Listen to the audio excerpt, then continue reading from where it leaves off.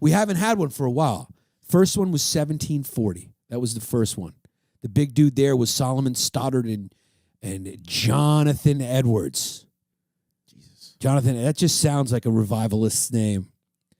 He was involved in a revival called the Frontier Revivals in the mid-1730s that began to wane in 1737. How does it sound like something that a lot of natives just got cleared out in? Yeah, the pastoral styles became a change. In the late colonial period, most pastors in their sermons, which were theologically dense and advanced, a particular theological argument or interpretation, argue that the evangelical movement of the 1740s played a key role in the development of democratic thought. The Great Awakening represented the first time African Americans embraced Christianity in large numbers. That's where it started.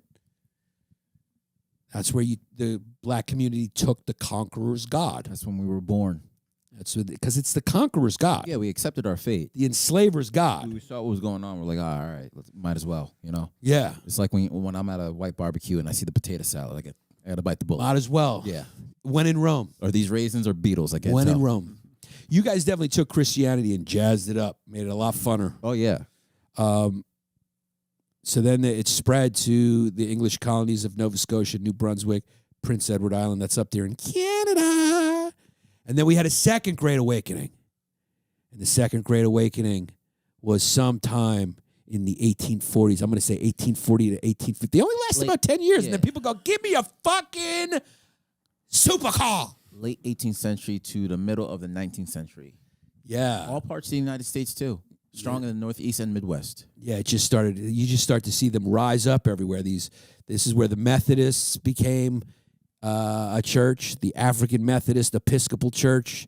All these Protestant churches broke off. They had different opinions about where you could preach, how you could preach. A lot of guys, like I said, were preaching in fields or other places, and other churches didn't like that, so they split over that and created another church, Methodist, where you can do this or that. It was the one time where church was like gender. Yeah, right. You could switch. Mm-hmm. There was a former slave from Delaware, Absalom Jones, was grabbed by a white church trustee in the midst of a prayer and forcibly told to leave. Okay, so that didn't change much. Mm-hmm. The Lord protects everybody, and he loves everybody. Get that nigga out of here. The Lord loves everyone. We're all equal in the eyes of God. Absalom, get out of here, you dirty N-word. Closely related to the Second Great Awakening were other reform movements such as the temperance, abolition, and women's rights. Oh, so they started to come up. And that's kind of probably counter to the revival. It was a north, and then restricting restricting the use of tobacco, dietary drinks, and dress reforms. The abolition movement emerged in the North with the wider Second Great Awakening from 1800 to 1840, but more specifically 1840-50s when it really kicked in. And it became kind of non-existent in the 1840s and 50s. Oh, I said that wrong. So it was basically from the 1800 to 1840 and sort of became, it ended around 1840, 50 where people probably started going, let's get that money again. Because it's as simple as that. It goes to like, let's get that money. Like when Benjamin Franklin's book was popular, like it was everyone was trying to get rich. And when there was some other religious book that was the most popular, it was like everyone was like trying to get spiritual because they were poor. And then the Third Great Awakening happened right after that in the 1850s to the 1900s. And that was characterized by active missionary work. That's when people started going out to talk to darker skinned people. They probably went, okay, we're going to go to Mexico. We're going to talk to people who have a little more color than we do, and we're going to wear clip-on ties and white shirts, and we're going to preach the gospel and convert them to Jesus in Jesus' name. So they went to Chautauqua, social gospel approach to social issues. The YMCA was founded during the Third Great Awakening. Wow, in 1844. It played a major role in fostering revivals in the cities in the 1858 awakening and after. The revival of 1858 produced the leadership of Dwight L. Moody, some dude. He did religious work, and he carried the armies during the Civil War. He did all the religious work during the Civil War. The Christian and the Sanitary Commissions and the Freedmen Society were also formed during that awakening. Then we had a fourth awakening, and it's debated. It's a debated concept. and has not received the acceptance of the first three Great Awakenings by historians. Why is that? It's like the fourth Jonas brother. Yeah. An economist named Robert Fogel says it happened in the late 1960s, early 70s, and the Jesus movement is cited as evidence of this awakening as it created a shift in church music styles. 60s and 70s, so was it really the awakening or was it just drugs? Could have been drugs. Yeah. This is when drugs got hot. I don't think that's God. That's just ayahuasca. Yeah, mainland Protestant dominations weakened sharply in both membership and influence, while the most conservative religious dominations, such as Southern Baptists in Missouri, Synod Lutherans, grew rapidly in numbers. Oh, so that's interesting. These are the evangelicals. Right. These are these Baptists. This is the megachurch. This is the hardcore dudes. Which is the counter to the hippies, right? Yes. This was the counter to the hippies. So the hippies were the ones who were losing the numbers in the traditional denominations. Mainline Protestant denominations were probably all full of the children who were boomers of parents who were traditional Protestants. They became hippies and rejected it all, while these other fucking do-gooders of those kids went hardcore into Baptists. They got more hardcore. So it was like one extreme got very loose and hippie-ish, and the other one went, and they were like the ones who were hosing everybody and trying to double down on it. Yeah, they doubled down on it. So, and that's where we are now. That's been since the 70s. And then, we had these born-agains, they kind of creeped up, but they lost. They lost. Mm-hmm. Let's be honest. The liberals have won the cultural war. You can say that. Gay marriage. The Republican Party, accepts gays now. The Republican Party accepts Donald Trump as their president. I mean, that is not what a conservative used to look like. Mm-mm. A guy who's did blow. A guy who married a woman who posed with her tits out. I mean, the first lady had her tits out. I mean, it is what it is. Yeah. When you look in the history book, the first time that Playboy's used. Yeah, it used to be that the guy had to be really chaste and religious. And now they basically took a liberal business guy, a socially liberal, fiscally conservative guy who pretends like he hates abortion just to get votes. He doesn't give a shit one way or the other. He used to be for it, big time. He's a fucking massive con artist. And people just think his story starts now, like he just popped out of the earth. We're New Yorkers, dude. We've known Donald Trump since he was just a guy in the Page 6 gossip column. In Queens. Yeah, he was just a dude who would hang out with, Russell Simmons and go to parties and fuck models and would go on Howard Stern and say the nastiest shit and talk about how the Democrats always have a better economy and how he's a Democrat. He mostly votes Democrat. He's pro-choice. All this shit. He's like the guy that you would least expect to fuck your girlfriend. Yeah, all of a sudden then he realized he had a chance because he was on some fucking reality show. You know who watches that reality show? It ain't coastal fucking Libby's. So he became famous with the middle of America people, the people who typically vote right. So he's like, I'm going to vote as a pro-business Republican, as a guy, and I'll make some concessions on social things because I don't give a fuck. So here you go. Yeah, I'm against abortion. We're going to change that up. I don't give a shit. Don't fuck with my money. He doesn't give a shit. It's the only thing he cares about, money. Yeah, you telling me Donald Trump has never paid for an abortion? You got another thing coming. Herschel Walker paid for a few, and that's what took him down. And Donald Trump is his buddy. He thinks he's paid for abortions and self-tanner. Dog, I mean, listen. Abortions for guys who were banging a lot in the 80s and 90s, it's just... It comes with the territory. It comes with the territory. It's like coleslaw with barbecue. It's like having a tape collection. Yeah. It's like having a mixtape collection. It's like, everyone had one. Mm-hmm. Right? You know what I'm talking about? When you said tape collection, I was like, what fucking serial killers were you fucking? Okay. Yeah. It's like having a tape collection. That sounds like something your brother would have. Yeah. It's like having a CD in your house. Okay, everyone had it. Yeah, I got you. Everyone fucking had an abortion back then. It's common law. If you were a big willy like that. So that's what's coming next. We're coming to the fifth Great Awakening. It's going to be amazing. How is that going to go down in your head? Well, the Catholic numbers are down. I think the Catholic numbers are down because they're go ahead. Because they're the mass raping that they were doing of minors got out. It's really fucking with their demographics. It really, listen, the safest place for a young girl to be is Catholic school. Oh, yeah. You will get looked over. But for a young boy, I mean, might as well feed it to a gator. Yeah. Better feed your son to a gator in Florida. You have a better chance of surviving without some trauma. So they're down. I mean, the Catholics are down. It has remained steady among Protestants, but Catholics are down right now. It's tough to be Catholic. That's the thing. Mark Wahlberg stays prayed up as a Catholic, and he has a section of the house which is like a prayer thing. You know, just a humble little $14 million wing of his house dedicated to the Lord. Mm-hmm. It's funny because it has nothing to do with religion. Like the tenets of religion would be like, you should give all that money away. That's what you're like, all right, I'm religious to a point. I'm religious right where my $20 million home starts and you're fucking telling me what to do stops. I'm right there. I'll meet you there. I'll meet you outside of the walls of my $20 million compound. I'll meet you there.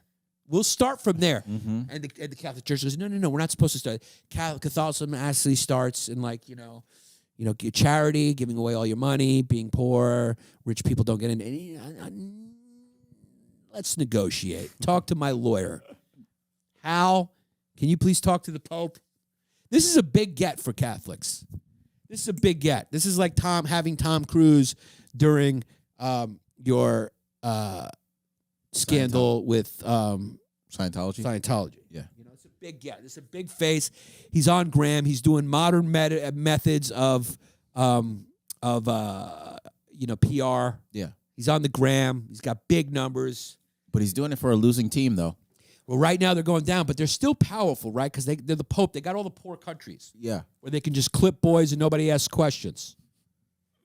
14 Mexican kids get raped in fucking, somewhere in Chile. Do you think anyone's searching for them? Mm-mm. No, I mean, that's where they probably do their most damage.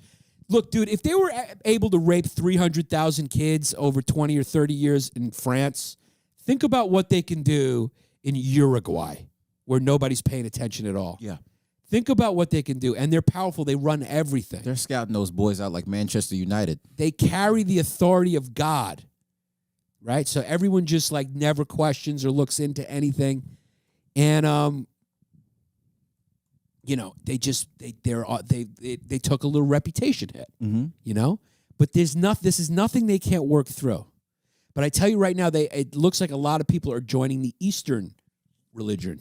Russian Orthodox, Eastern Orthodox, Greek Orthodox. Now, what does it mean to be Orthodox? Orthodox, there was a great schism with the Catholic Church. So the Catholic Church went one way and Eastern Orthodox Church went the other way. Okay. And it's a schism having to do with, priests can marry in our church. They can't marry, we're not fucking kids. I think that's basically the big difference. Mm-hmm.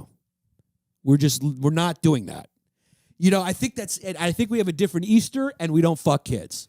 I think those are the really two differences. Mm-hmm. When you ask me about like, how was that club? Is that club like that club? It's like, here's the difference. That one, they fuck kids, and that one, they can't marry.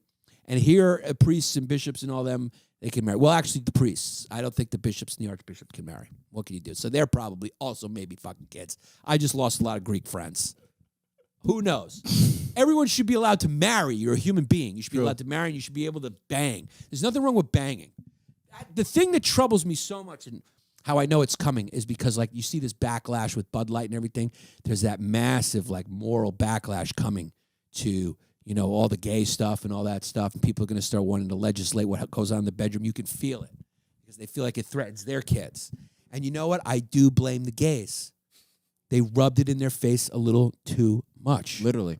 You don't know how to fucking win a war and just go away. Stop shoving it down the straight world's mouth. Well, I mean, and that's what I know it's what you like to do. in their nature, Stop dog. rubbing it in their face and shoving it down their mouth. Nobody runs into a gay bar and tries to throw the movie American Pie on and shotgun beers.